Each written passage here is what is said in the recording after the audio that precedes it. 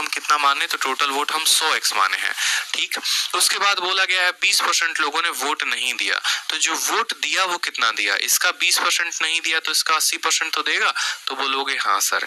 10% लोगों का इनवैलिड हो गया, तो वैलिड कितना हुआ, अगर इसका 10% इनवैलिड है तो इसका 10% कितना होता है, किसी भी संख्या का 10% उसको 10 से भाग कर दो, 80 का 10% यानी 8, तो 80 में से 8 चला गया यानी 72x लोगों ने वोट दिया है।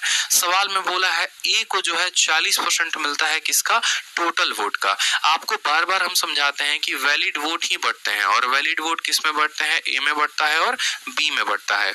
अब ए को वोट कितना मिला है, तो बोला गया है ए को 40% मिला है टोटल का, तो 100 का 40 कितना होता है, तो 40x होता है। अगर 72 में से 40 जो है वो ए के पास है, तो बी के पास कितना है, तो 72 में से 40 घटा दो यानी 32 है।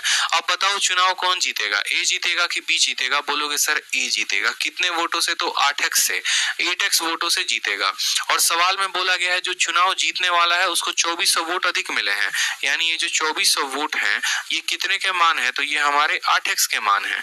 और हमें कितना बताना है, number of voter in voting list, यानी हमें 100x का मान बताना है। x से हमारा x खत्म, 8 से काटेंगे 3 बार में, 3 2 0 और 2 और 0, कहीं दिख रहा है, बिल्कुल दिख रहा है, ऑप्शन नंबर डी फॉर दिल मांगे मोर। सर फेज 9 में सबका पैटर्न और सिलेबस सेम होगा, बिल्कुल ग्रेविटी जी।